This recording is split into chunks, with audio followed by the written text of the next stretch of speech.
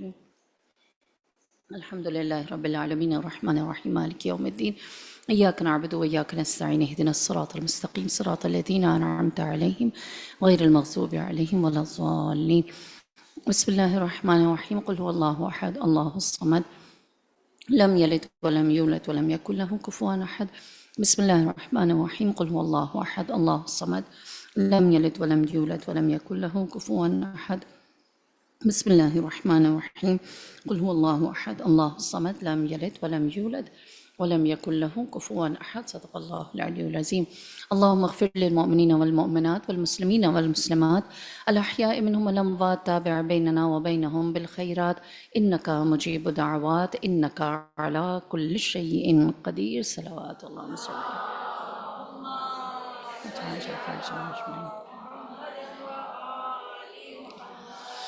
أعوذ بالله من الشيطان الرجيم بسم الله الرحمن الرحيم الحمد لله الذي لا يحصي نعماه العادون ولا يؤدي حقه المجتهدون الذي ليس لصفته حد محدود ولا نعت موجود ولا أجل ممدود فطر الخلائق بقدرته ونشر الرياح برحمته الصلاة والسلام على المهيمن على رسله والخاتم لأوصيائه والشافع إليه والمكين لديه والمطاع في ملكوته الأحمد من الأوصاف الأب القاسم محمد صلوات اللهم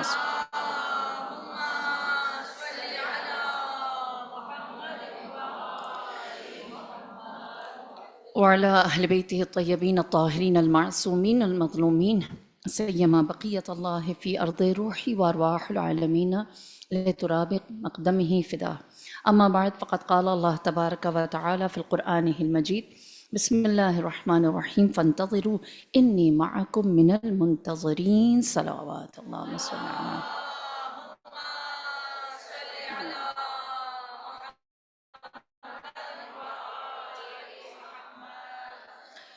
پروردگار عالم سورہ اعراف میں ارشاد فرماتا ہے تم انتظار کرو فانتظروا تم لوگ انتظار کرو حکم خداوندی ہے فإنی معکم من المنتظرین اور میں بھی تمہارے ہمراہ انتظار کرنے والوں میں سے ہوں لہٰذا اگر خدا انتظار کر رہا ہے تو وہ انتظار خداوندی کیا ہے اور اگر ہم انتظار کر رہے ہیں تو ہمارا انتظار کیا ہے جب ہمیں یہ خبر دی گئی کہ ایک ہستی نجات دہندہ کا ظہور ہونا ہے تو ہمیں یہ بتایا گیا کہ جب وہ ظہور ہوگا تو وہ زمین کو ایسے عدل و انصاف سے بھر دیں گے جیسی وہ ظلم و جور سے بھری ہوئی ہے لہٰذا ہم انتظار کس چیز کا کر رہے ہیں عدالت کا ہم انتظار کر رہے ہیں انصاف کا ہم انتظار کر رہے ہیں نجات کا ہم انتظار کر رہے ہیں کہ دنیا سے جتنے بھی فتنے ہیں ظالم ہیں مفاسد ہیں جابر ہیں ان سب کو ایک ایسی جگہ ہم دیکھیں جہاں پر وہ جواب دہ ہوں اور جو مظلوم و مستضعف ہیں جو ستم رسیدہ ہیں ان کو خدا اسی دنیا میں امن و آشتی سکون اور رحمت دکھائے یہ میرا اور آپ کا انتظار ہے اللہ کا انتظار کیا ہے اللہ کا انتظار یہ ہے کہ اس نے جس مقصد کے لیے 1,24,000 انبیاء کو بھیجا اس نے جس مقصد کے لیے 14 معصومین کو امامت ودیعت فرمائی وہ اس کی تکمیل دیکھے اور اس کی تکمیل کیسے اس کی تکمیل ایسے ہے کہ عقل انسانی جو ہماری عقلیں ہیں ہمارا سمجھنا ہے ہمارا پرکھنا ہے ہماری چیزوں کو ڈیل کرنے کا طریقہ ہے فرمایا کہ عقل انسانی کو خدا چاہتا ہے اتنا رشد ہوا ہوا دیکھے اتنا بہتر انداز میں دیکھے کہ فرمایا ظہور امام زمانہ کے بعد ایک انسان کی عقل 40 لوگوں کے برابر ہو جائے گی تو خدا نے 1,24,000 انبیاء کس لیے بھیجے نوح کے زمانے کے لوگ اور ابراہیم کے زمانے کے لوگ اور عیسیٰ کے زمانے کے لوگ اور محمد کے زمانے کے لوگ اگر وہی رہیں گے تو پھر لہٰذا خدا چاہتا ہے کہ وہ بشریت کو جیسے ہم چاہتے ہیں کہ ہمیں عدالت ملے ہر چیز صحیح ہو اپنی جگہ پر ہو اسی طرح خدا چاہتا ہے جس چیز کو اس نے جس مخلوق کو اس نے اشرف المخلوق بنایا ہے وہ اسے بطور اشرف المخلوق بھی دیکھے وہ ایک بہترین بشر کی صورت میں آئے اور خدا کہے یہ یسفک الدماء خون بہانے میں لگا ہوا تھا اب جب کہ ہم نے ہر مظلوم کو اس کا مقام اور ہر ظالم کو اس کی حیثیت یاد دلا دی ہے۔ بشریت کا کمال دیکھو۔ لہٰذا اللہ کا انتظار یہ ہے، اور اس سب میں جو انسان، جو بشر ہوتے ہوئے خدائی مقصد کے لیے انتظار کر رہا ہے، ہم تو بشر ہیں نا، ہم تو مخلوق ہیں، ہم محدود ہیں، ہمارے لیے ہر چیز جو سامنے ہے وہی ہے، لیکن امام جو ہیں وہ علم ربانی اور علم لدنی بھی رکھتے ہیں اور خاکہ بشر بھی ہیں۔ یعنی وہ بھی دیکھ رہے ہیں، چاہ رہے ہیں، اجرا کر رہے ہیں جو میں اور آپ چاہتے ہیں، اور وہ اس چیز کی بھی تکمیل ہے جو اللہ کا انتظار ہے۔ تو امام کا سٹیٹس سمجھ میں آتا ہے کہ وہ اس انتظار میں بھی ہیں جس انتظار میں میں ہوں اور آپ ہیں، اور وہ اس انتظار میں بھی ہیں جس انتظار میں اللہ ہے۔ اسی لیے خدا نے کہا تم بھی انتظار کرو، میں بھی انتظار کرنے والوں میں ہوں۔ خدا کرے کہ ہمارا یہ انتظار جو ہے نا وہ دیدار میں بدلے انشاءاللہ۔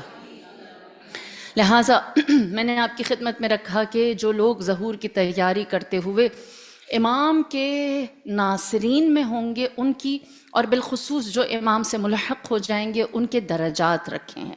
پہلا اوتاد، جو میخ کی صورت، جو ستون کی جانب ڈٹے رہنے والے ہیں، ان کے صفات کل میں نے آپ کی خدمت میں عرض کی۔ اب جو دوسری کیٹیگری ہے وہ ہے ابدال کی۔ ابدال یعنی شریف لوگ، ابدال یعنی وہ کریم النفس لوگ کہ جو پیشوائی کر سکتے ہیں، جن کے اندر لیڈرشپ ہے، اور انہیں ابدال اس لیے کہا گیا کہ انہیں سب کچھ ملا نہیں تھا، سب کچھ میسر نہیں آیا تھا، بلکہ انہوں نے اپنے آپ کو اپنے حجت کے لیے تبدیل کیا ہے، اپنے اندر انقلاب لے کر آئے ہیں، ایفرٹس ڈالی ہیں۔ یہ کسی بہترین ماحول میں پرورش نہیں پائے ہوں گے، بلکہ زمانے کی غلاظتوں نے انہیں بار بار اٹیک کیا، اور انہوں نے بار بار اپنے رخ کو امام کی جانب رکھا، اس لیے ابدال کہتے ہیں۔ یہ بات اپنی جگہ یاد رہے گی۔ دوسری ابدال کی ڈیفینیشن جو میرے اور آپ کے لیے بہت ضروری اور بہت الارمنگ ہے، روایت کہتی ہیں کہ جب انشاءاللہ امام ظہور فرمائیں گے تو امام اپنے ظہور کے بعد سب سے پہلا جو کام کریں گے وہ یہ کہ آپ لوگوں تک ابلاغ، تبلیغ کریں گے، جیسے نبی خدا زیادہ معجزے دکھائیں گے۔ کسی نبی، کسی مرسل، کسی امام نے آج تک اتنے معجزے نہیں دکھائے ہوں گے جتنے امام دکھائیں گے، اور پھر اس کے بعد بہت سارے لوگ ایمان لے کر آئیں گے، لیکن کچھ سخت، کچھ کج فہم ایسے ہوں گے کہ جو پھر بھی ایمان نہیں لے کر آئیں گے، اور وہ نہ صرف یہ کہ ایمان نہیں کریں گے۔ اب ہمیں یہ باتیں بہت عجیب سی نہیں لگتی نا؟ ہم جانتے ہیں کہ مصر نہیں ہے، اس کو حق سے تکلیف ہے نا، وہ بیٹھا اپنی جگہ پر ہوتا ہے لیکن آتا ہے حق کے گھر میں اور ادھر انتشار پھیلاتا ہے۔ ایسا ہی ہے نا، ہم دیکھ رہے ہیں کتنی دور ہے امریکہ، لیکن جنگ کہاں چھڑ رہی ہے؟ اس سے بالکل ایک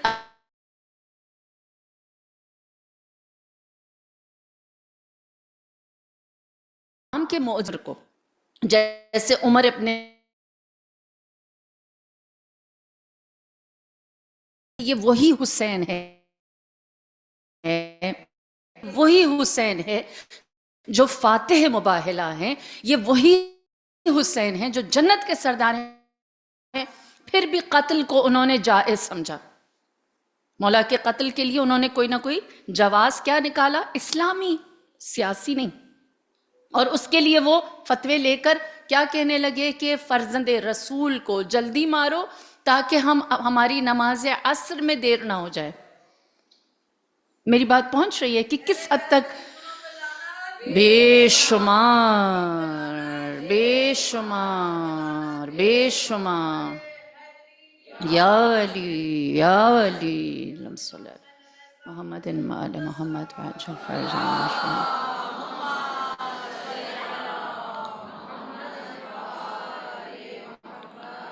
لہٰذا ایسے لوگ جن کو امام کے معجزے دیکھنے کے بعد یقین میں ہو جائے گا کہ یہی مہدی آخر الزمان ہیں، انہوں نے ہی زمین پر حکومت آخر کرنی ہے، تو وہ اپنی غلطیوں سے باز نہیں آئیں گے، امام کے خلاف سازشیں شروع کریں گے، اور ان سازشوں کے نتیجے میں وہ جب لشکر کشی کریں گے، اب روایت میں ملتا ہے کہ ایک دریا ہے جو شام اور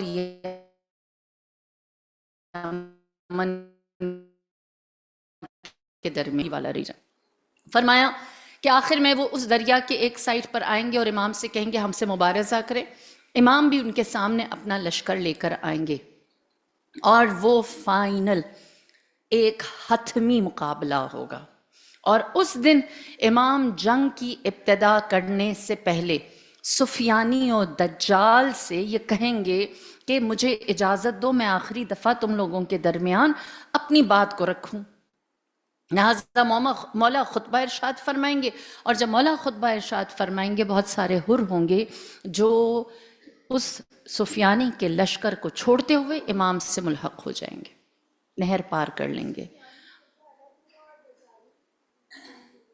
سفیانی اور دجالی ایک ہی ہے، سفیانی جو ہے وہ لیڈ لے گا، دجال جو ہے، سوال یہ ہے سفیانی اور دجال ایک ہی ہیں، تو سفیانی جو ہے وہ لیڈ لے گا، وہ جیسے روایات میں یوں ملتا ہے کہ 5 حتمی نشانیاں ہیں امام کے ظہور سے پہلے، چھوٹی بڑی تو نشانیاں بہت ساری ہیں نا، 5 حتمی نشانیاں ہیں، اور 5 حتمی نشانیوں میں سے ایک نشانی جو ہے وہ یہ ہے کہ خروج سفیانی، کہ سفیانی خروج کرے گا، قتل نفس زکیہ، ایک پاکیزہ نفس یعنی جان، نفس زکیہ کو رکن اور مقام خانہ خدا کے اندر قتل کر دیا جائے گا، یہ حتمی نشانی، اور قتل نفس زکیہ کے 15 دنوں بعد، مراد یہ ہے کہ سالوں کی بات نہیں ہوگی، مہینوں یا ہفتوں یا دنوں کی بات ہوگی، اس کے بعد امام کا باقاعدہ ظہور ہوگا۔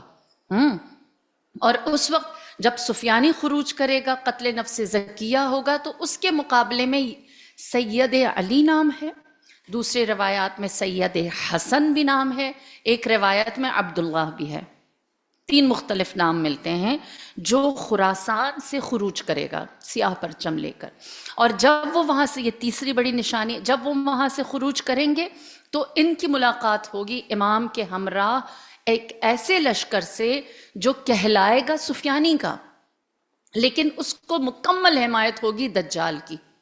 دجال کی ڈیفینیشن ہمارے ہاں کیا ہے کہ دجال کون ہے؟ وہ اس کی ایک آنکھ کہاں ہے؟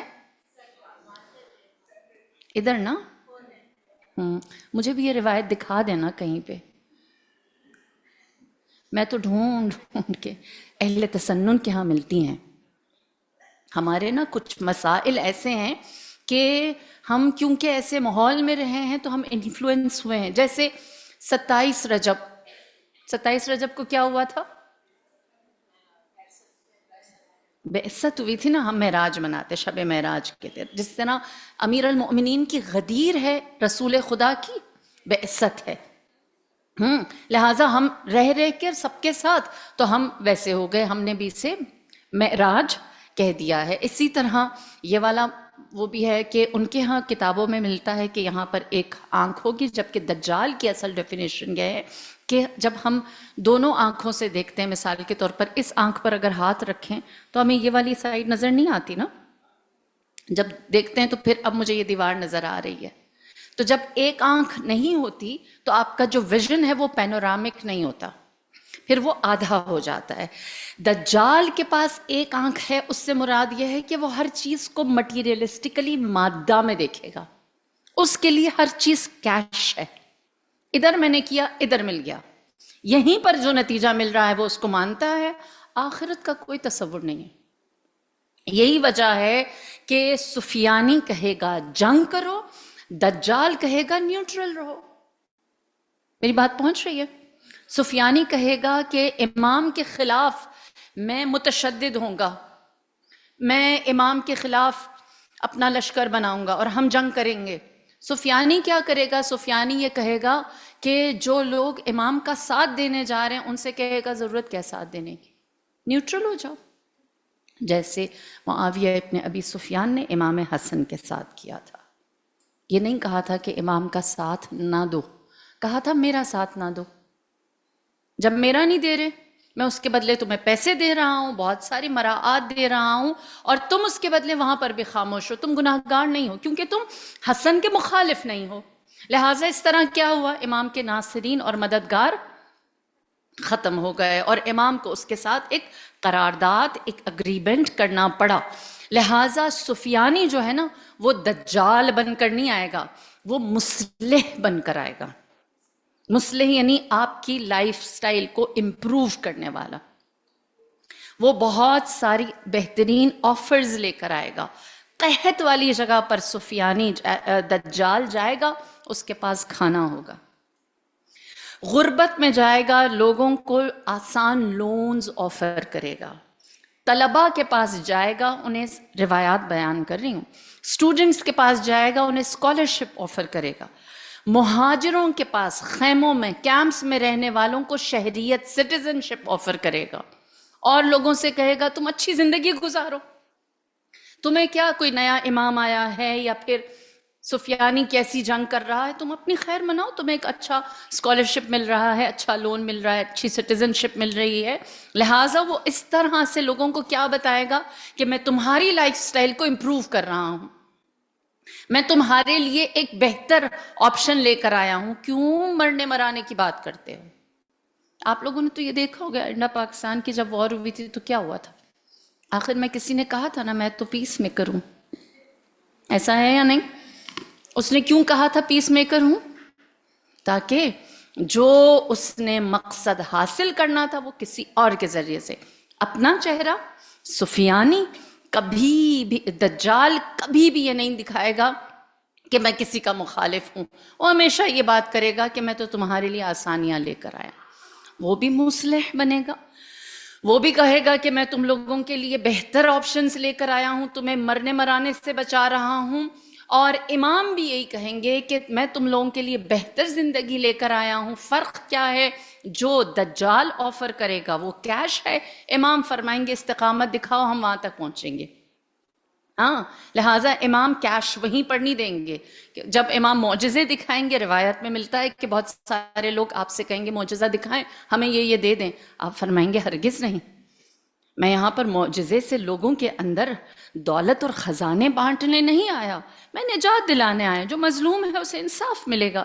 اور پھر جب عدالت کا نظام ہوگا، پھر آپ سب جانتے ہیں کہ دنیا ایسی ہو جائے گی کہ صدقہ دینے کے لیے کوئی فقیر نہیں ملے گا. لہٰذا روایت کہتی ہے، جہاں سے ہم نے بات چھوڑی تھی، کہ جب ایک ایسا مقام آئے گا جہاں پر دجال اور سفیانی کے لشکر کو یقین ہوگا کہ یہ امام برحق ہیں، وہاں پر وہ آپ کے سامنے آ کر کھڑے ہو جائیں گے. امام ایک خطبہ ارشاد فرمائیں گے، اور اس کے نتیجے میں بہت سارے حر دجال کا، سفیانی کا لشکر چھوڑ کر امام کے پاس آ جائیں گے، نہر پار کر لیں گے. اور جب وہ یہ دیکھے گا دجال یا سفیانی، تو سفیانی کہے گا میں بھی ایک خطبہ دینا چاہتا ہوں، میں بھی آپ کے لشکر سے کچھ کہنا چاہتا ہوں. اور جب وہ بات کرے گا، روایت کہتی ہے اس وقت امام کے لشکر میں موجود بہت سے بدبخت امام کو آخر وقت چھوڑ کر سفیانی کے لشکر میں چلے جائیں گے.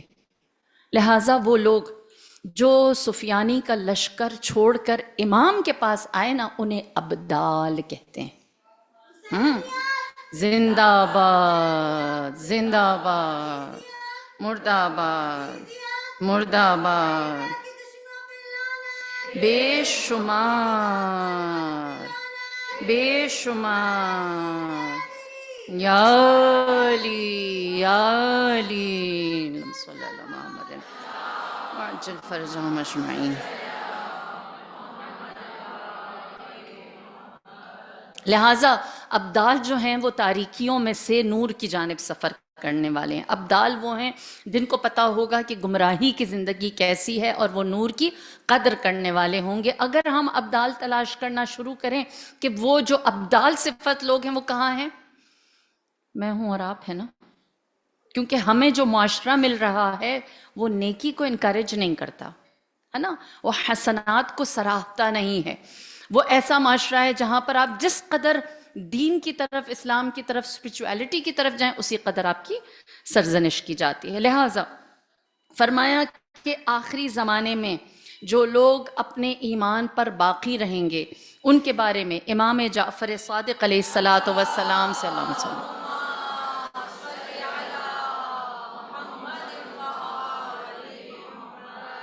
آپ سے پوچھا گیا کہ مولا ظہور کب ہوگا اور کون اس ظہور تک پہنچ سکیں گے، یعنی امام تک پہنچ سکیں گے؟ میرے مولا نے فرمایا کذب الوقاتون، جنہوں نے ظہور کا وقت معین کیا اور ایک پیریڈ فکس کر لیا، فرمایا انہوں نے تکذیب کی، انہوں نے جھوٹ بولا، انہوں نے افتراء باندھی اور وہ گمراہ ہو گئے۔ کوئی ٹائم فریم کوئی نہیں دے سکتا، صریحاً فرما دیا۔ پھر اس کے بعد فرمایا یہ تو چلے گئے جنہوں نے کہا کہ 2026 27 28، ہرگز نہیں، ایک ایسا وقت ہے جسے صرف خدا جانتا ہے۔ پھر میرے مولا نے فرمایا ہلک المستعجلون، جن لوگوں کو بہت جلدی ہوگی، بس اب ہو جائے نا، فلسطین میں اتنا کچھ ہو گیا، اب مولا کیوں ظہور نہیں کر رہے؟ جن کو جلدی ہوگی فرمایا وہ بھی ہلاک ہو گئے۔ جو یہ چاہیں گے کہ ہماری نظر میں اب یہ صحیح وقت ہے، اب امام کو آ جانا چاہیے ہے، اور امام کا آنا ان کی نظر میں دیر ہے، ایک تو یہ کہ ہمیں جلدی ہے، ایک یہ کہ نہیں ہم صحیح ہیں، امام کو آنے میں دیر ہو گئی، فرمایا کہ ایسے لوگ ہلاک ہو جائیں گے، ان کے لیے بھی امام کے ظہور کو پانا نہیں ہے۔ پھر اس کے بعد آپ نے فرمایا نجل مسلمون و الینا الیصیرون، نجات وہ پائیں گے جو تسلیم ہو جائیں گے اور وہ ہم تک پہنچ جائیں گے، یعنی ہمیں حاصل کر لیں گے۔ پوچھا مولا ہم کیسے مسلمون، تسلیم ہو جانے والے کیسے ہوں؟ فرمایا کونوا کالنحل، نحل کہتے ہیں شہد کی مکھی کو، فرمایا شہد کی مکھی کی طرح ہو جاؤ۔ شہد کی مکھی کیا ہوتی ہے؟ اس کا سائز جو نارمل مکھیاں ہوتی ہیں ان سے بڑا ہوتا ہے، اور جو پرندے ہوتے ہیں ان سے چھوٹا ہوتا ہے۔ فرمایا جو نحل ہے نا، شہد کی مکھی، وہ جب دیکھتی ہے کہ اس کے برابر برابر کی ملتی جلتی جو مخلوق ہے وہ کہاں جا رہی ہے؟ گندگی پر، بدبو پر، تو سب بدبو پر جاتے ہیں، اس کی ڈائریکشن ادھر ہوتی ہے، بالکل اپوزٹ جا رہی ہوتی ہے، تو جو وہ تو جانتی ہے وہ کہاں جا رہی ہے، لیکن جو باقی مکھیاں ہوتی ہیں وہ اسے سب کہتی ہیں یہ اس اکیلے کو دیکھو کیا، ادھر اتنی اچھی بدبو ہے، اتنی اچھی نجاست ہے، یہ اس پر نہیں جا رہی ہے کسی اور طرف۔ لہٰذا وہ ان مکھیوں کے نزدیک شہد کی مکھی کیا ہے؟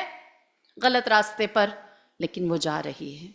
فرمایا اور جو پرندے ہیں ان کے لیے شہد کی مکھی بہت چھوٹی ہے، اتنی چھوٹی ہے کہ وہ اوپر پرواز نہیں کر سکتی، درختوں پر وہ بیٹھ نہیں سکتی، پھلوں کو وہ کھا نہیں سکتی، تو جو نہ گندگی ہے اور نہ درخت اور پھل ہیں، بیچ میں جو پھول ہے نا وہ اس پر بیٹھتی ہے، اور وہ شہد کی مکھی کسی کو نہیں بتاتی ان پھولوں میں سے میں کیا رس لیتی ہوں، وہ کسی سے کوئی بحث نہیں کرتی کہ میرا تمہاری اپوزٹ ڈائریکشن میں جانا کیسے صحیح ہے، میں تم سے چھوٹی ہوتے ہوئے اگر پھلوں سے محروم ہوں تو پھل بننے سے پہلے جو پھول ہے وہ مجھے کیا دیتا ہے انہیں نہیں بتاتی۔ فرمایا وہ اپنا شہد بناتی رہتی ہے، اور وہ صرف اتنا شہد نہیں بناتی جتنا اس کو ضرورت ہے، بلکہ وہ اتنا شہد بناتی ہے جس سے دوسروں کی ضرورت بھی پوری ہو جائے۔ پھر اس کے بعد محزم نے میرے مولا سے بڑا خوبصورت سوال کیا اور کہا مولا اگر ایسا ہو جائے کہ ہم ظہور نہ دیکھ سکیں، تو آپ نے فرمایا کہ اگر تم ظہور نہیں دیکھ سکتے اور اس کی طلب رکھتے ہو تو گویا تم نے ظہور دیکھا، تم اب جو مرے وہ بھی تمہارا شہادت ہوگا، اور تمہیں خدا جب روز جزا اٹھائے گا تو تمہارے انتظار کی وجہ سے، انتظار کرتے کرتے چلے گئے اور جو مدعا تھا وہ حاصل نہیں ہوا، تو روز جزا خدا جب قبر سے اٹھائے گا تو تمہیں 2 شہادتیں دے گا، کہ تمہاری اس موت کو بھی شہادت قرار دے گا، اور انجام پر جب تم اٹھو گے اور تم نے ظہور نہیں دیکھا ہوگا اس کو بھی خدا شہادت ہی قرار دے گا۔ سبحان اللہ۔ فرمایا کہ مسلمون میں رہو۔ ایک اور خوبصورت حدیث، سبحان اللہ، تسلیم ہو جانے والے۔ روایت ہے جنگ نہروان امیر المؤمنین کی آخری جنگ تھی. جنگ نہروان سے واپسی پر جو آپ کے خاص اصحاب تھے انہوں نے آپ سے سوال کیا مولا اس کے بعد میدان کارزار میں کب آپ کے ساتھ جنگ کرنے کی توفیق نصیب ہوگی؟ آپ نے فرمایا یہ آخری موقع تھا. انہوں نے کہا اللہ کا شکر کہ ہم نے آپ کے ساتھ آخری محاذ تک جنگ لڑی، ہم ثابت قدم رہے، اور ہم اس بات پر دو عالم میں ناز کریں گے کہ ہم علی کے ساتھ آخری مقام تک لڑتے رہے. بات ناز کرنے کی ہے یا نہیں؟ فخر کرنے کی ہے یا نہیں؟ ہاں، جو آخری وقت تک مولا کے ساتھ ڈٹے رہے. مولا نے جب یہ سنا تو آپ نے فرمایا آپ نے اپنی ہے یاد رکھنا ہے. مولا نے فرمایا تم تو خوش نصیب ہو، تم سے زیادہ وہ خوش نصیب ہیں جن کے باپ دادا ابھی پیدا نہیں ہوئے لیکن انہوں نے اس جنگ میں بھی میرے ساتھ شرکت رکھی ہے اور اگلی جنگوں میں بھی میرے ساتھ رہے ہیں. اصحاب حیران ہوئے، کہنے لگے مولا جن کے باپ دادا پیدا نہیں ہوئے وہ اس جنگ میں کیسے شریک ہو گئے؟ آگے تو جنگوں کی جو بھی بات ہے، اس جنگ میں کیسے شریک ہو گئے؟ سنیں، میرے مولا نے فرمایا آخری زمانے میں ہمارے چاہنے والے آخری حجت کا انتظار کر رہے ہوں گے، اور جب ان کے سامنے میرا موقف، میرا اپینین بتایا جائے گا اور کہا جائے گا کہ علی نے اس بنیاد پر نہروان لڑی تھی، وہ میرے اس اپینین کی تائید کریں گے، اور نہ صرف وہ اس کی تائید کریں گے بلکہ جو آخری حجت ہے اس تک الحاق کے لیے میرے اس فیصلے پر ڈٹے رہیں گے. فرمایا وہ آخری زمانے کے لوگ ایسے ہیں جنہوں نے میرے ساتھ بھی جنگ کی، آج وہ بھی شریک تھے، اور آنے والی جنگوں میں جو میرا فرزند لڑے گا اس میں بھی وہ شریک ہوں گے. ہاں، اللہ اکبر، اللہ اکبر، یا رسول اللہ، یا رسول اللہ، یا علی، یا علی، اللہم صلی اللہ محمد وعلی محمد مجمعین.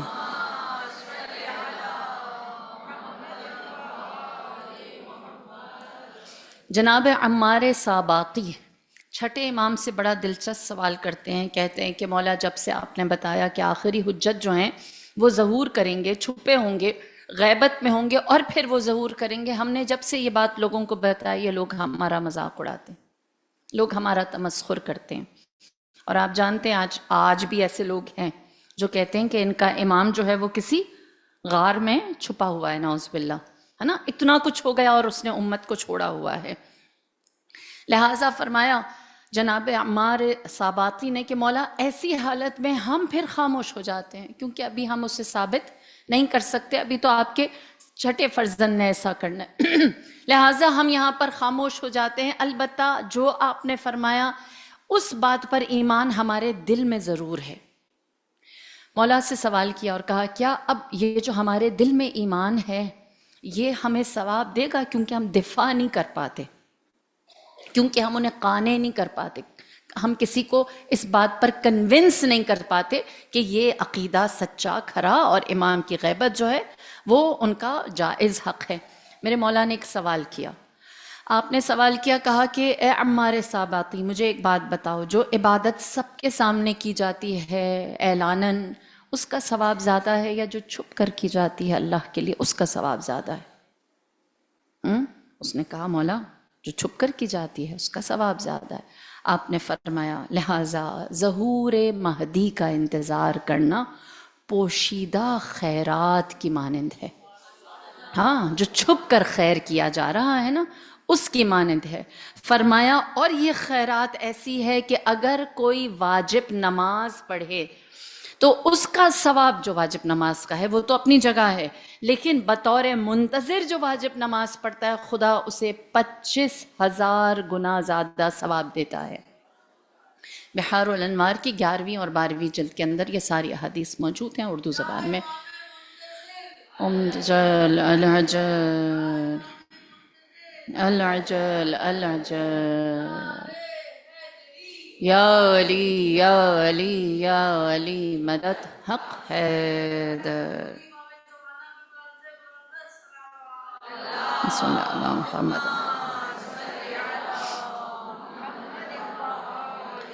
فرمایا ایک نافلہ نماز کا 10 نافلہ کے برابر ثواب، ایک نیکی کرنے کا 20 نیکی کے برابر ثواب، اور جس قدر وہ اپنی اس عبادت کو پوشیدہ رکھتا ہے اسی قدر اس کے حسنات میں، نیکیوں میں اللہ اضافہ کرتا ہے۔ سوال کیا جناب عمار صاباتی نے اور کہا کہ مولا کیا یہ اپنے ایمان کی حفاظت خاموشی کے ساتھ پوشیدہ رکھنا خوف یا ڈر نہیں ہے؟ مومن ڈرپوک نہیں ہوتا۔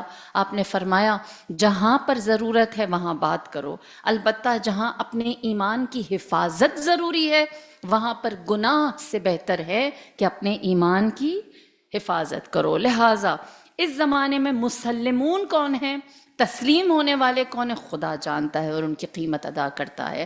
اب بات یہ ہے کہ یہ ساری روایات تو بہت خوبصورت ہیں، بہت اچھی ہیں، ابدال کا مقام، انجام بہترین ہے، لیکن جب ہم انہی باتوں کو اپنے اوپر امپلیمنٹ کرتے ہیں تو تھوڑی اونچ نیچ ہو جاتی ہے۔ ایسا ہی ہے یا صرف میرے ساتھ ہوتا ہے نا کہ ہم ایک چیز کو جب امپلیمنٹ کرنے پر آتے ہیں نا تو ہماری اور اہل البیت کی قربت جو ہے اس میں بہت فلکچویشن آتی ہے، پھر ہم بہت زیادہ بہت ساری جگہوں پر ایک رکاوٹ یا ایک سختی، مشکل محسوس کرتے ہیں۔ ہم نے ایک جگہ غلطی کی، وہ یہ کہ جب ہماری روحانیت کی بات آتی ہے نا تو ہم نے اہل البیت سے سیکھا، جب ہماری معنویت کی بات آتی ہے ہم نے سیکھا، جب قرآن آیا ہم نے سیکھا، جب عبادت آئی ہم نے سیکھا، جب ہمارے لیے عزاداری کا مرحلہ آیا ہم نے سیکھا، تاریخ ہم نے سیکھی، حدیث ہم نے، ہر چیز میں ہم نے ان سے سیکھا۔ لیکن جیسے ہی ہمارے ایموشنز کی بات ہوئی تو ہم نے وہاں پر تھوڑا سا یہ کیا کہ ہم اپنے جذبات میں اہل البیت کے ساتھ جو رشتہ رکھتے ہیں وہ ایسے کہ آپ ہمیں حاجت دلا دیں، ہم مشکل آپ کے پاس لے کر آئے ہیں، آپ ہمارے ایموشنز کو صحیح نہ کریں، جو ہم مانگ رہے ہیں نا صحیح ہے غلط ہم نہیں جاننا چاہتے، ہم جو چاہتے ہیں وہ آپ ہمیں دلا دیں۔ تو ہم نے جو ہمارے فیلنگز یا ہمارے آپ کہیں کہ جذبات ہیں، ایموشنز ہیں، اس پر آ کر اہل البیت کو اپنا مینٹور یا اپنا رہنما اور سید نہیں بنایا۔ جبکہ آسان سا سوال، اہل البیت کی زندگی میں ایموشنل اونچ نیچ کتنی زیادہ رہی؟ آپ لوگوں کے جذبات کو کس قدر، اہل البیت کے جذبات کو کس قدر مجروح کیا گیا؟ بدن نہیں، جذبات سب سے زیادہ نا۔ اسی لیے روایت ہے کہ مولا نے اپنا جو سید الشہداء نے آخری خطبہ جو دیا نا اس میں فرمایا میرا درد یہ ہے کہ نعوذ باللہ آپ نے فرمایا میرا درد یہ ہے کہ تم نے مجھے جھوٹا سمجھا۔ آپ نے یہ نہیں فرمایا میرا درد یہ ہے کہ تمہاری تلواریں ننگی ہیں، تم میرے اوپر حملے کے لیے تیار ہو۔ جناب صدیقہ کونین، آپ کی مصیبت یہ نہیں تھی کہ آپ پر دروازہ گرایا گیا، آپ کی مصیبت کیا تھی؟ آپ کو جھٹلایا گیا، ایموشنل۔ ہاں، امیر کائنات 25 سال مکہ مدینہ، کسی میں ہمت تھی مولا کے اوپر حملہ کرتا؟ فزیکلی آپ کا وجود جیسا آپ چاہتے تھے ویسے تھے، بلکہ سکون میں تھے، لیکن آپ نے کیا فرمایا 25 سال کیسے گزارے؟ آنکھ میں کانٹا، گلے میں ہڈی۔ ہاں، امام حسن مجتبیٰ، پورا لشکر ساتھ ہے آپ کے، افراد کی تو کمی نہیں، مین پاور بے تحاشا آپ کے پاس جو ریسورسز تھے، امام حسن علیہ السلام پنجتن میں سب سے زیادہ امیر تھے، تو آپ کے پاس ریسورسز کی کمی نہیں تھی، ناصرین کی کمی تھی۔ محاذ پر لا کر دشمن کے سامنے سرداروں نے، قریبیوں نے، اصحاب نے امام حسن کو اکیلا چھوڑ دیا، بلکہ یہ کہا کہ اگر آپ معجز نما رسول کے بیٹے ہیں تو معجزہ دکھائیں۔ اعوذ باللہ۔ آپ نے فرمایا معجزے سے ہی سب کرنا ہوتا تو میرے نانا ہجرت ہی نہ کرتے، اتنی مشقت ہی نہ اٹھاتے، مکے میں معجزہ دکھاتے، مکے کو آباد کر لیتے۔ آپ نے مدینہ، آپ نے اتنی جنگیں لڑی، آپ نے دوسروں کو کہا مشقت کرو، خود مشقت کی، لہٰذا معجزے سے میرے نانا نے کیا ہوتا میں بھی کرتا۔ اور امام حسین علیہ السلام میں نے آپ کے سامنے رکھا، اپنے آخری خطبے میں فرمایا جانتا ہوں تم میری بات کا یقین نہیں کرتے، تم مجھے جھوٹا سمجھتے ہو، تو جو اہل البیت پر سب سے بڑا اٹیک ہوا ہے نا وہ ایموشنل ہے، اور ہم نے اسی ایموشنل چیز کو جب ہم بالخصوص فتنوں میں آتے ہیں، مشکلات میں آتے ہیں، تو ہم اہل البیت سے کہتے ہیں ہمارا کسی نے دل توڑ دیا، اب اس کا بیڑا غرق آپ ہی کریں، ہے نا؟ ہم یہ نہیں کہتے کہ جب کوئی آپ کا دل توڑتا تھا تو جو آپ کرتے تھے وہ مجھے سکھا دے، ہم وہ نہیں ڈھونڈتے۔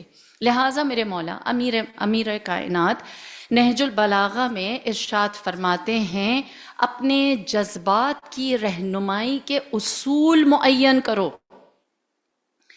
ہماری زبان میں ایموشنل انٹیلیجنس کے کچھ پرنسپلز ہیں، آپ نے خطبہ نمبر 333 یاد رہے گا؟ ہاں 333 بہت آسان سا ہے۔ فرمایا کہ سب سے پہلا اصول، جو مومن ہے اس کی خوشی اس کے چہرے پر ہوتی ہے، اس کا غم پوشیدہ اس کے دل میں ہوتا ہے۔ ہمارے ہاں کیا ہے؟ الٹا ہے، ہم کہتے ہیں خوشی کسی کو نہ بتاؤ نظر لگ جائے گی، ہے نا؟ اور سب کو بتاؤ کہ کیا مشکل آ گئی ہے تاکہ سب سے سمپتیز ملیں۔ مولا کیا فرما رہے ہیں؟ اپنے چہرے پر ہمیشہ خوشی رکھو، اس کا اظہار کرو، اپنا غم کسی کو نہ بتاؤ، اپنے ایموشنز میں کس کو ایکسپریس کرنا ہے اور کس کو چھپانا ہے یہ پتا ہونا چاہیے۔ ہاں، لہٰذا آپ نے فرمایا جو اپنے غم کا اظہار کرتا ہے، جو اپنا دکھ دوسرے کے سامنے رکھتا ہے، وہ اپنا ضعف، اپنی کمزوری رکھ رہا ہے۔ فرمایا اور جب تم نے کسی کو اپنی کمزوری دے دی تو تم نے اپنا راز دے دیا۔ سبحان اللہ، کسی کو اپنا راز نہیں دو۔ ہم کیا سمجھ رہے ہیں؟ یہ راز نہیں ہے، یہ کمزوری نہیں ہے، یہ تو دکھ اور رنج ہے۔ لہٰذا کسی دوسرے کے اختیار میں اپنا راز نہ دو، پہلا اصول۔ دوسرا اصول، ہم کیوں مسلمون میں نہیں بنتے، امام سے قریب نہیں ہوتے؟ فرمایا کہ دو طرح کے گروہ ہیں۔ ایک گروہ وہ ہے کہ جو اپنی کامیابی کی ذمہ داری لیتا ہے لیکن ناکامی کی نہیں لیتا۔ جو اچھا کیا اس نے کیا، جو برا کیا اس کی وجہ XYZ۔ اور کچھ لوگ ایسے ہیں جو اپنی ناکامی کی بھی ذمہ داری لیتے ہیں اور اپنی کامیابی کی بھی ذمہ داری لیتے ہیں۔ فرمایا فاعل الخیر منہ وفاعل الشر منہ، برائی برائی نہیں ہوتی، برائی کرنے والا برا ہوتا ہے، اچھائی اچھائی نہیں ہوتی، اچھا کرنے والا ہوتا ہے۔ لہٰذا جو کر رہے ہو اسے اون کرو، اچھا کیا، ان احسنتم احسنتم لانفسکم وَإِنْ أَسَأْتُمْ فَلَهَا، اور اگر تم سے برا ہو گیا تو تم نے وہ بھی تم نے ہی کیا، اچھا کیا تو تم نے اپنے ساتھ اچھا کیا، اور تم سے خطا ہو گئی تو وہ بھی تمہارے ہی لیے ہے، اس کا بوجھ کسی اور پر مت ڈالو۔ فرمایا دوسرا گروہ نہ بنو جو بلیم کرتا ہے۔ پھر اس کے بعد تیسرا اصول آپ نے بتایا، سبحان اللہ، فرمایا خدا ہمارے سامنے اس فیکٹ کو، اس مسلم حقیقت کو بیان کرتا ہے، فرماتا ہے وَلِلَّهِ الْعِزَّةُ وَلِرَسُولِهِ وَلِلْمُؤْمِنِينَ۔ عزت کس کے لیے ہے؟ اللہ کے لیے۔ عزت کس کے لیے ہے؟ رسول کے لیے۔ عزت کس کے لیے ہے؟ ایمان والوں کے لیے۔ فرماتے ہیں مولا اللہ نے یہ ایک مسلم حقیقت بتائی ہے، ایک فیکٹ بتایا ہے کہ یہ بات ہے اور ختم، یہ کوئی اور اسے لے نہیں سکتا۔ اور پھر اس کے بعد آیت آپ نے مکمل کی اور فرمایا وَلَٰكِنَّ الْمُنَافِقُونَ لَا يَعْلَمُونَ۔ یہ جو منافق ہیں نا، عزت پر حملہ کرنے والے، یہ نہیں جانتے کہ عزت اللہ کے لیے ہے، عزت رسول اللہ کے لیے، ایمان والوں کے لیے۔ وہ سمجھتے ہیں وہ اس کو اپنے ہاتھ میں، اپنے اختیار میں لے سکتے ہیں، اس لیے اچھا برا پروپیگنڈا کرتے ہیں۔ فرمایا مولا نے کہ یہ بات کہ اللہ اللہ کے رسول اور ایمان والوں کے لیے عزت ہے، منافق نہیں جانتے، تم جان جاؤ، تم مان جاؤ، تمہاری عزت تو اللہ کے ہاتھ میں ہے۔ لہٰذا اگر کوئی تمہیں نقصان پہنچائے گا اس کے بس میں نہیں ہے۔ ان تنصر اللہ ینصرکم اللہ، اللہ کہتا ہے تم میری مدد کرو میں تمہاری مدد کروں گا، اذکرونی اذکرکم، تم میرا ذکر کرو میں تمہارا ذکر کروں گا۔ خدا کہتا ہے لا تزر وازرۃ وزر اخری، میں کسی کے اوپر کسی دوسرے کا بوجھ نہیں ڈالتا۔ خدا کہتا ہے ان اللہ لا یضیع الاجر، میں کسی کا اجر بھی ضائع نہیں کرتا۔ خدا کہتا ہے لئن شکرتم لازیدنکم، اگر تم شکر گزار رہو گے میں تمہارے اوپر نعمتوں کو زیادہ کر لوں گا۔ لہٰذا جب اللہ نے یہ وعدہ وعید دے دیا، پھر منافق نہیں جانتا اللہ نے تمہیں یہ وعدہ دے رکھا ہے، تم جان جاؤ کہ یہ عزت اللہ کے لیے ہے۔ چوتھی چیز، سبحان اللہ، سب سے زیادہ مشکل جو ہمارے لیے بالخصوص آخری زمانے میں، فرمایا جس سے اختلاف ہے اس کے ساتھ رہنا سیکھو۔ ہمارے ہاں اس کو جو سب سے آپ کہیں کہ ایک کامن ٹرمینالوجی، ڈس اگریمنٹس کے ساتھ اگری کرنا سیکھو نا، اختلافات کے باوجود رہنا سیکھو۔ خود امیر المومنین 25 سال رہے، کتنا بڑا اختلاف تھا، اور کیسے رہے کہ کہا اگر علی نہ ہوتے تو ہم کہیں کے نہ ہوتے، ہم ہلاک ہو جاتے۔ مولا فرماتے ہیں کہ جو اختلاف کے ساتھ رہ سکتا ہے وہ نجات تک جاتا ہے۔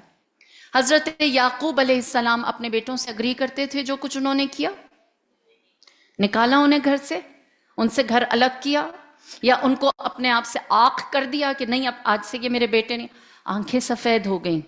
لیکن جن سے اپنی زندگی کا سب سے بڑا ڈس اگریمنٹ تھا ان کے ساتھ رہے۔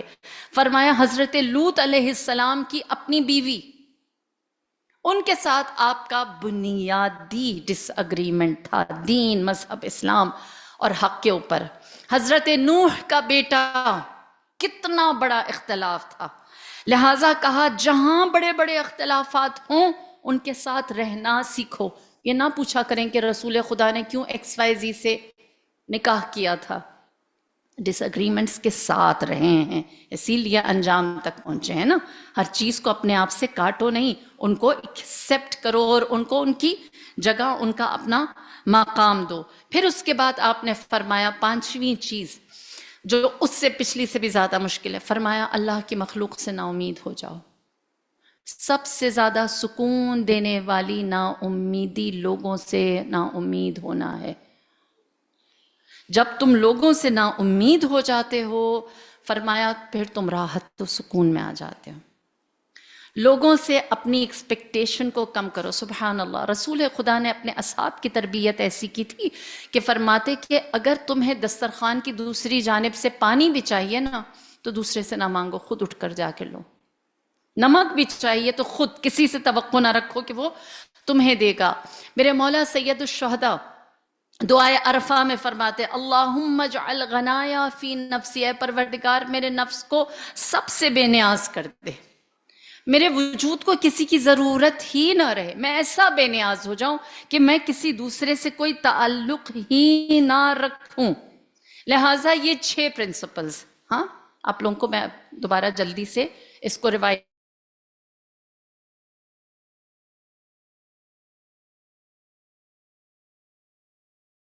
being recorded. دوسرا خطبہ جناب فاطمہ کا جو آپ نے بعد رحلت رسول دیا، دونوں خطبات سنیں اور دیکھیں کیسے میرے مولا نے کس طرح سے اپنے غم، اپنے رنج کا اظہار کیا ہے۔ سبحان اللہ۔ خطبہ شقشقیہ اپنے رحلت رسول کے بعد دیا جب لوگوں نے سقیفہ کو کامیاب ہونے دیا۔ آپ نے فرمایا اللہ نے خلافت کا لباس میرے تن کے حساب سے تیار کیا تھا، یعنی جو خلافت ہے وہ صرف اور صرف میرے لیے تھی۔ فرمایا البتہ ابن ابی قحافہ نے اسے چھینا اور خود پہن لیا۔ یہ مولا نے رنج بتایا ہے، اپنا غم بتایا ہے۔ اور پھر اس کے بعد آپ نے فرمایا، دیکھیں فرما رہے ہیں میرا غم یہ ہے، اور پھر بتا رہے ہیں عزت اللہ نے کس کو دی ہے۔ فرمایا میں وہ پہاڑ ہوں جس کی بلندی ایسی ہے کہ کوئی کتنا ہی بڑا سیلاب کیوں نہ آ جائے یہ پہاڑ اس میں غرق نہیں ہو سکتا۔ فرمایا کوئی پرندہ میری بلندی تک پرواز نہیں مار سکتا۔ فرمایا اللہ نے میرے سینے میں جو کشادگی دی ہے اور جو علوم دیے ہیں تمام بشر جمع ہو جائیں وہ علم نہیں اٹھا سکتے جو اللہ نے میرے سینے میں عطا کر رکھا ہے۔ اور اس بات کا علم جہاں مجھے ہے وہاں میرے حق کو چھیننے والے کو بھی ہے، وہ بھی جانتا ہے کہ علی سب سے زیادہ اس کی لیاقت رکھتے ہیں۔ وَلِلَّهِ الْعِزَّةُ وَلِرَسُولِهِ، یہ نہیں کہا کہ اس نے لے لیا، فرمایا پھر بھی اس نے اپنی عاقبت کو خراب کیا۔ ہاں ہم کیا جب غم کا اظہار کرتے ہیں خود کو چھوٹا کر دیتے، خود کو کمزور کر دیتے ہیں۔ مولا نے بتایا کہ میرے ساتھ جو ظلم کر رہا ہے اس نے میرا حق مارا، لیکن میری ذات کی بزرگواری، سیلف ریئلائزیشن، میری ذات کی عظمت اپنی جگہ ثابت ہے، ہاں، اور میری عزت میں رتی برابر، ذرہ برابر کوئی کمی نہ آئی، اور اس چیز نے مجھے کمزور نہیں کیا۔ فرماتے ہیں مولا کہ جب میرے ساتھ یہ ظلم و جفا ہوا تو میں نے سوچا کہ میں اس کا جواب لوں اور میں حملہ کروں، میں لشکر کشی کروں۔ فرمایا لیکن میں نے دیکھا بھیانک تیرگی ہے، سخت اندھیرا ہے، اور جو میرے آس پاس لوگ ہیں ان کے ہاتھ پیر کٹے ہوئے ہیں، یعنی یہ مدد کرنے کے قابل ہی نہیں ہے، زمانہ بے وفا ہے۔ فرمایا پھر میں نے قرین عقل یہ سمجھا کہ میں ان کے سامنے صبر سے کام لوں۔ سبحان اللہ۔ فرمایا میں بے نیاز، جو میرا ساتھ نہیں دے رہے، کوئی ایکسپیکٹیشن نہیں ہے، کوئی توقع نہیں ہے کہ انہوں نے میرا ساتھ نہیں دیا تو اب میں اکیلا رہ گیا۔ ہم یہ کہتے ہیں نا کوئی ساتھ نہ دے تو کیا ہوتا ہے، ہم اکیلے رہ جاتے ہیں۔ مولا فرماتے میں قرین عقل فیصلہ کر رہا ہوں، جو عقل کے حساب سے وہ فیصلہ کر رہا ہوں، لہٰذا پھر اس کے بعد آپ کا مشہور جملہ جس میں آپ نے فرمایا اب میں اپنا وقت ایسے گزاروں گا جیسے آنکھ میں کانٹا اور گلے میں ہڈی، بے نیازی کے ساتھ۔ تکلیف ہے، تم تکلیف دے رہے ہو، کس نے میرا حق غصب کیا ہے، لیکن میں اپنا فرض انجام کیوں نہیں دے رہا؟ جنہوں نے نہیں دیا ان کے ہاتھ پیر کٹ گئے۔ میں نے عقل کا فیصلہ اسی طرح سے، سبحان اللہ، جناب صدیقہ کونین، کیا آپ کا شاندار خطبہ ہے کہ انسان اگر جاننا چاہے نا کہ سب سے زیادہ ویکسٹ لمحے میں انسان کو کیسے اپنے جذبات کا اظہار کرنا چاہیے، خطبہ فدق، خطبہ شقشقیہ۔ بی بی، آپ جانتے ہیں بی بی کی کیفیت کیسی تھی بعد رسول۔ آپ جب تشریف لے کر گئیں آپ نے بھی نام لیا، یہی نام ابن ابی قحافہ کا، مخاطب کیا اور فرمایا وَاعْلَمُوا، جان لو، انی فاطمہ، میں فاطمہ ہوں۔ یہ نہیں کہا کہ میں رسول کی بیٹی ہوں، یہ نہیں کہا میں علی کی زوجہ ہوں، یہ نہیں کہا میں حسن و حسین کی ماں ہوں۔ کیا فرمایا؟ فرمایا جان لو کہ میں فاطمہ ہوں، تم نے میری عزت نہیں لی، تم مجھے رسوا نہیں کر سکتے، میری عظمت اپنی جگہ باقی ہے۔ اور پھر اس کے بعد سبحان اللہ آپ نے فرمایا، آپ جانتے ہیں جب دودھ ابالا جاتا ہے تو اس کے اوپر تھوڑی سی بلائی آ جاتی ہے نا، کریم آ جاتی ہے، جانتے ہیں نہیں بات؟ بی بی نے فرمایا کہ میں جانتی ہوں تم بالائی لینے کے بہانے پورا دودھ پینا چاہتے ہو۔ سبحان اللہ، ہاں مجھے تم سے کوئی نیکی کی امید ہی نہیں، اسی لیے بی بی رنجیدہ نہیں ہے۔ غم کیا ہے؟ رسول کی زحمات ختم ہوئی۔ فرمایا کہ میں جانتی ہوں تم بلائی کے بہانے پورا دودھ لینا چاہتے ہو، اور مبارک ہو، مبارک ہو میں نے تمہیں تمہارے حال پہ چھوڑا۔ اور پھر فرمایا خوشخبری میری جانب سے تمہارے لیے اچھی خبر ہے، وہ یہ کہ یہ جو سلطنت اور طاقت قدرت کی اونٹنی ہے جس کا دودھ تم پی رہے ہو، فرمایا یہ سلطنت و طاقت کی جو اونٹنی ہے یہ حمل سے ہے، اس کا بچہ ہونے والا ہے، اور جب اس کا بچہ ہوگا تو تم ہاتھ میں برتن لیے دوڑو گے کہ اور دودھ آئے گا۔ فرمایا خوشخبری ہو، یہ اونٹنی بچہ پیدا کرنے کے بعد دودھ نہیں دے گی، اس کے بطن سے خون آئے گا۔ وَلِلَّهِ الْعِزَّةُ وَلِرَسُولِهِ وَلِلْمُؤْمِنِينَ، رسوائی تمہارے حصے میں ہے، ہمیں تم سے کوئی توقع نہیں ہے، ہمیں تم نے کمزور نہیں کیا ہے، ہم تمہارے ضرورت مند و محتاج نہیں ہیں۔ آپ کیا بتا رہی ہیں کہ جو برا کر رہا ہے وہ برے انجام میں جا رہا ہے۔ ہم جب غیبت امام زمانہ میں مشکلات کو دیکھتے ہیں تو ہم سمجھتے ہیں مشکلات ہمیں افیکٹ کر رہی ہیں۔ بی بی نے کیا بتایا؟ ان مشکلات کے نتیجے میں تم اپنے لیے سب سے برا راستہ منتخب کر رہے ہو۔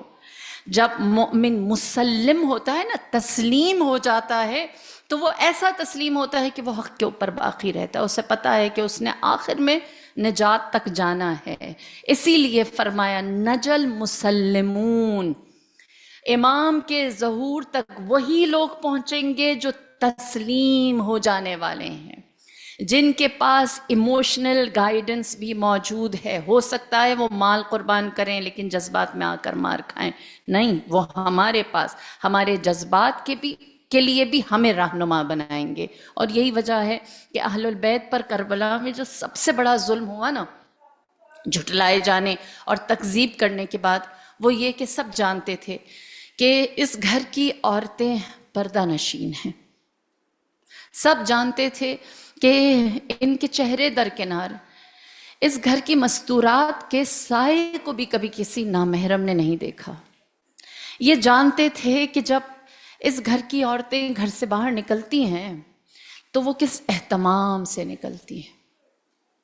اسی لیے بعد شہادت امام حسین جو اہل البیت کی تعظیم تھی، اس کے اوپر حملہ کرنے کے لیے بیویوں کے سروں سے چادریں چھینی گئیں.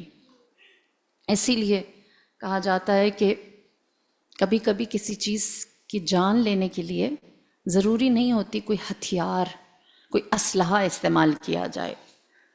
جیسے مچھلی کو اگر مارنا ہے تو اس کے لیے ضروری نہیں ہے کہ کوئی چھری اٹھائی جائے، کوئی چاقو اٹھایا جائے. مچھلی کو پانی سے باہر نکال دیں، خود ہی تڑپ تڑپ کر مر جاتی ہے. کیوں؟ کیونکہ اس کی زندگی اس پانی میں ہے. فرمایا جناب زینب کبریٰ کی زندگی بھی اس چادر میں تھی، عفت و حیا میں تھی. اگر صرف یہ کہا جائے کہ چادر اور مقنع چھین لیا گیا تو کاش بات یہیں رک جاتی. یہ جفا بھی بہت ہے، یہ ظلم بھی بہت ہے. اہل حرم کی چادر کو کوئی نامحرم چھینے، یہ جفا بھی بہت ہے. لیکن مقنع و چادر کو چھیننے کے بعد ان کے ہاتھوں میں رسن باندھ دی گئی. دیکھیے جناب زینب کبریٰ کی بڑی تربیت کی ہے پنجتن نے. ایام 40 قریب ہیں.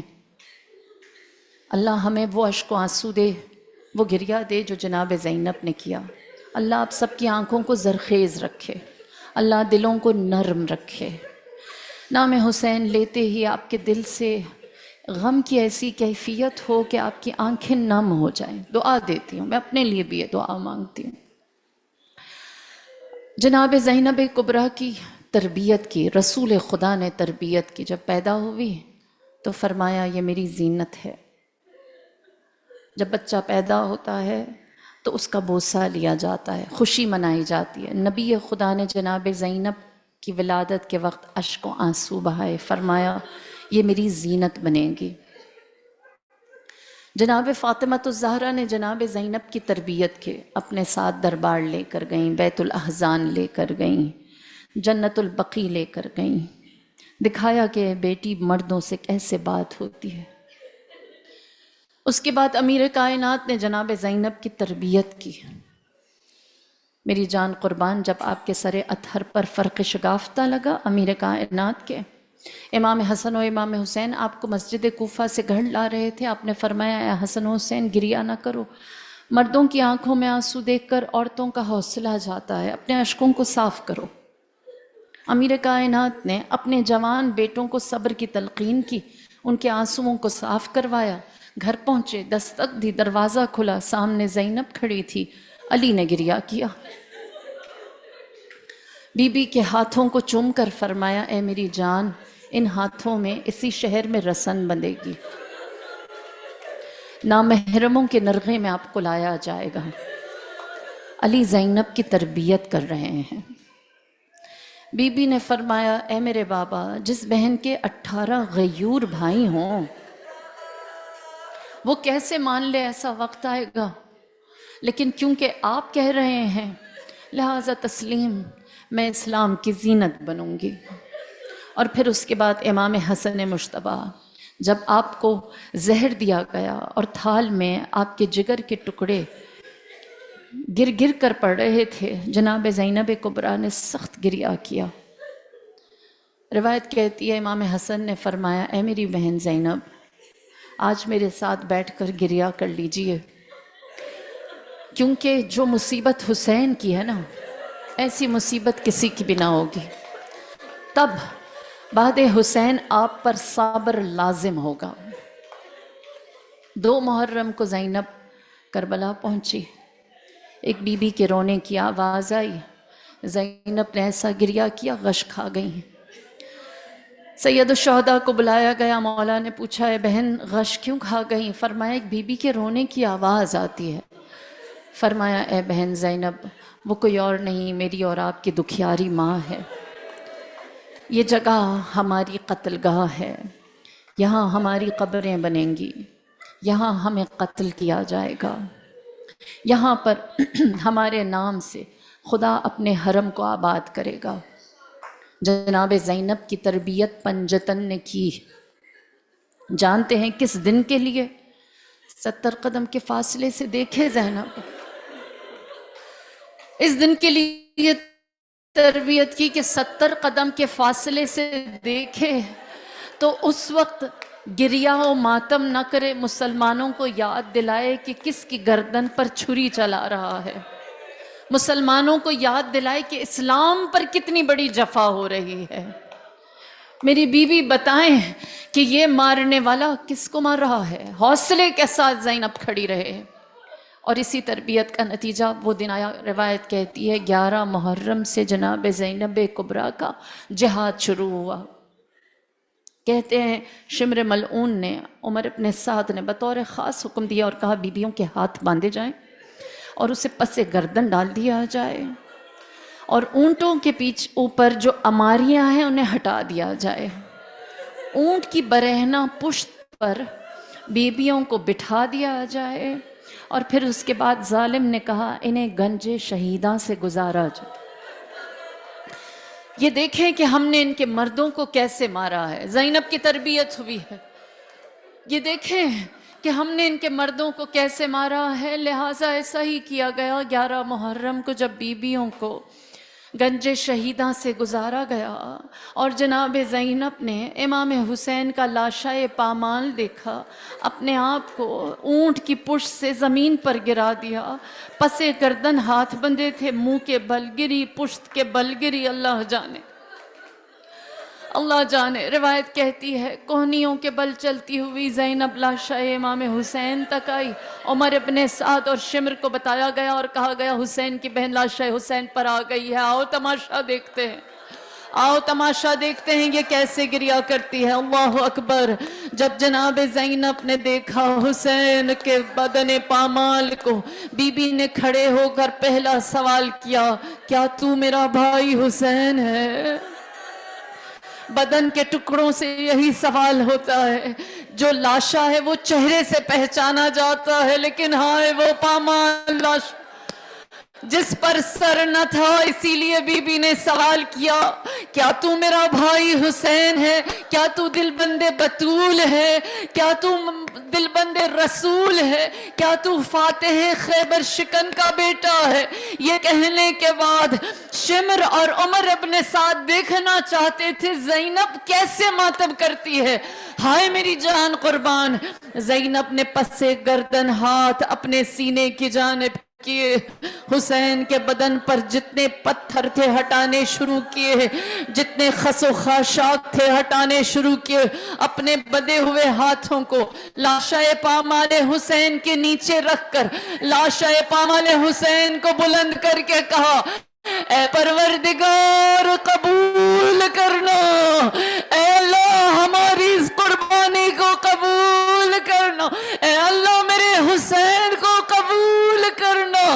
شمر عمر ابن سعد سمجھ گئے یہ پنجتن کی پروردہ ہے، یہ زینب کبریٰ ہے. یہاں غم کا تماشا نہیں، کربلا درسگاہ زینب کبریٰ. الا لعنت اللہ علی القوم الظالمین وسيعلم الذين ظلموا أي منقلب ينقلبون. إنا لله وإنا إليه راجعون. رضا بقضائه وتسليما لأمره. بسم الله الرحمن الرحيم. اللهم ادخل على أهل القبور السرور. اللهم اغن كل فقير. اللهم اشبع كل جاع. اللهم اكس كل عريان، اللهم اقض دين كل مدين، اللهم فرج عن كل مكروه، اللهم رد كل غريب، اللهم فك كل أسير، اللهم أصلح كل فاسد من أمور المسلمين، اللهم اشف كل مريض، اللهم غير سوء حالنا بحسن حالك، واغننا من الفقر إنك على كل شيء قدير، آمين يا رب العالمين. ماتم امام حسین علیہ السلام.